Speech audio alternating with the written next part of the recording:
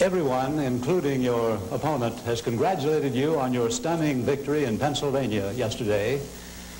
In the course of the program Face the Nation on Sunday, you said you hoped to win because you had adopted the strategy of hammering away at the differences between you and Mr. Reagan. And one difference you mentioned was, you said in your words, was Mr. Reagan was over-promising the American people. Could you explain that? And when the spirit moves you, could you respond? First, it was Meet the Press. I don't want to put in a plug for the wrong outfit. And secondly, I also made the point that what we must do is defeat Jimmy Carter. I mean, I got that into focus, and that I wanted to get these differences out with the governor so the voters could make a good determination. I hope that's what happened in Pennsylvania. A big difference, for example, that the governor and I have regards this tax cut. He feels, I don't want to put words in his mouth, and he's here to defend or explain his position, that you can cut taxes by $70 billion in the first year. The Wall Street Journal attributed the figure to that tax cut idea to $90 billion the first year. Cut inheritance and gift taxes. We've computed that at $5.4 billion. And still balance the budget and still increase defense spending. President Kennedy suggested this cut. It was implemented by Johnson. The cut was $11.4 billion. It resulted in a $4.4 billion revenue loss. Inflation then was 1.8%. Today it's 18%. Investor confidence was out there. Today there's none. So in my judgment, that economic program would exacerbate the deficit. It would result in less stimulation of the economy because of the conditions.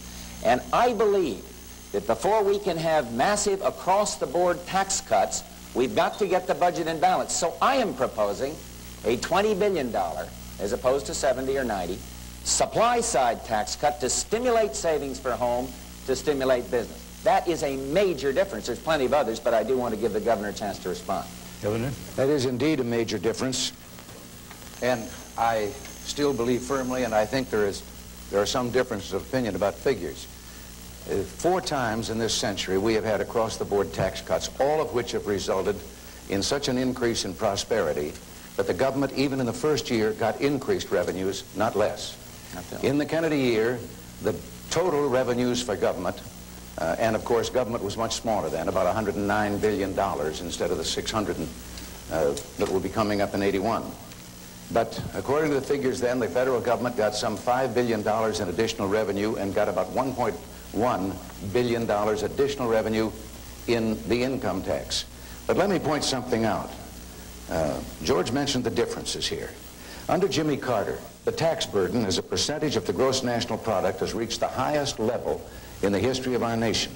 It is also the highest percentage of personal income that it has ever been in our history. Now, under the President's revised '81 budget, the total federal taxes are projected as $628 billion. Of that, 283.1 will be individual income tax. That's a 115% increase in that tax since he took office. Now, over the next 10 years, if things aren't changed, it is estimated that the total tax increase on the people of America will be $1.5 trillion. Now, rather than the Kemp-Roth bill, which I support, the idea of a 10% cut across the board, the income tax, administered over a 3-year period to a total of 30%, I believe will stimulate the economy, will create jobs, but it will not reduce federal incomes. It will only reduce the increase in taxes, because we're going to be faced with an increase in taxes that is far beyond our comprehension right now. And if we figured that cut as a percentage of $628 billion, you would be reducing the first year less than 5%, perhaps about 4% in the total tax revenues that the government is going to be getting. But I believe at the same time, history has proven in all those other tax cuts, I believe that will stimulate the economy, more people will be working, and it will be contrary to the Carter policy now of fighting inflation by adding millions to the unemployment rolls. And so I support and stand by the idea of incentive taxes geared to the free enterprise system that will provide incentive to increase productivity so we can compete in the international market, which we can't do on even terms today. I agree with that, but the difference we have is that it is my understanding the Kennedy tax cut implemented by Lyndon Johnson resulted in a $4.4 billion deficit. And inflation then was 1.8, not 18%. Investor confidence was high, not low. And it is my perception that that tax cut applied today in the same percentages, the same numbers, would result in a inflation rate of about 30 to 32%. And so I couldn't agree more about the percent of our gross national product taken by taxes. But I believe the first thing we must do is get in balance. Incidentally, not the way Jimmy Carter proposes, by higher and higher taxes. Get in balance by the reduction of expenditures, get in balance by a $20 billion supply-side tax cut, and then begin to reduce rates. But if we risk, with investor confidence where it is, a deficit that's going to be up already, I think, $37 billion, $30 billion on top of that, I'm afraid we can't break inflation. And we've got to do that and do it fast. Well, George, we've got to do that, and of course it goes without saying.